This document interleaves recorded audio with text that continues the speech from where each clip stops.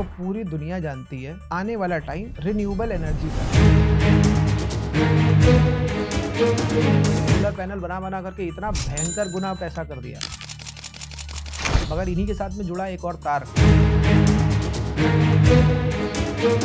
Suzlon energy 86,000 crore की market cap वाली company,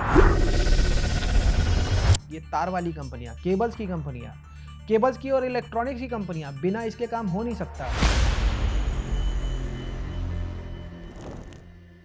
देखो पूरी दुनिया जानती है आने वाला टाइम रिन्यूएबल एनर्जी का है, सोलर एनर्जी हो चाहे विंड एनर्जी हो।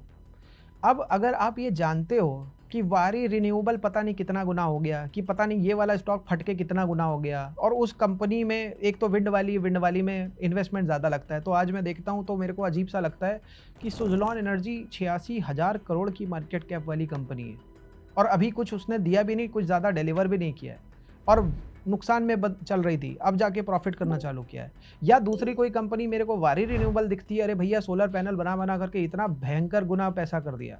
केवल इतनी कंपनियां नहीं है, ये तो आपको सोलर एनर्जी और विंड एनर्जी की मैंने बात कही, मगर इन्हीं के साथ में जुड़ा एक और तार, ये तार वाली कंपनियां, केबल्स की कंपनियां, केबल्स की और इलेक्ट्रॉनिक्स की कंपनियां, बिना इसके काम हो नहीं सकता। और ये जो सेल्स बनते हैं ना, सोलर पैनल के बड़े बड़े सेल्स आपने देखे होंगे रेक्टेंगुलर, ये भी कुछ कंपनियां जो बनाती हैं, उनके बारे में भी देखो, जाके रिसर्च करो जा करके।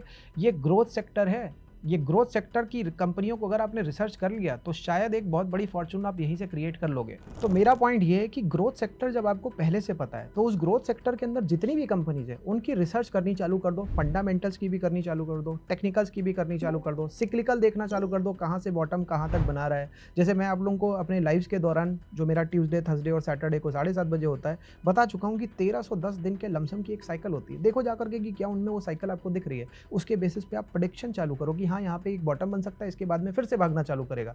तो ये एक तरीका आपका हो गया। साथ में फंडामेंटल्स आप देख ही रहे हो, जहाँ पे आप देखो कि हाँ यार फंडामेंटली अब अंडर वैल्यूड वापस हो गई है या ठीक ठाक रेट पे आ गया, वहाँ से आप जा करके उनमें देखना चालू करो।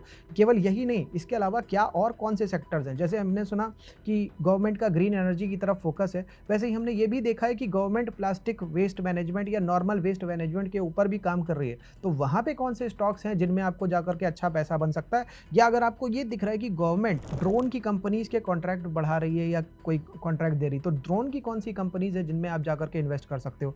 या आपको कोई और ऐसा सेक्टर दिख रहा है, जैसे कि बैटरीज हो गई, अगर आपको दिख रहा है कि आने वाला टाइम ईवीज का है, इलेक्ट्रॉनिक व्हीकल्स का है, तो वहाँ पे बैटरीज का बहुत बड़ा यूजेज होने वाला है। तो बैटरीज के साथ में वायर्स और ये सब जितनी भी चीज़ें आपस में कनेक्टेड है, तो इनका देखो जाकर के आपकी कौन से ग्रोथ स्टॉक्स हैं। और साथ में केवल ग्रोथ स्टॉक्स नहीं, उनका क्वार्टरली रिजल्ट देखो, क्वार्टर टू क्वार्टर कितना बढ़ रहा है। तो ये सब चीज़ों को देखो और उनके बेसिस पे जो आपको स्टॉक अच्छे लगे, दिख रहा है कि हाँ लगातार कंसिस्टेंटली ग्रो कर रहे हैं और मैनेजमेंट में दम है जो कि उसको आगे ले जा करके जा सकता है, तो वहाँ पे जा करके आप इन्वेस्ट करो।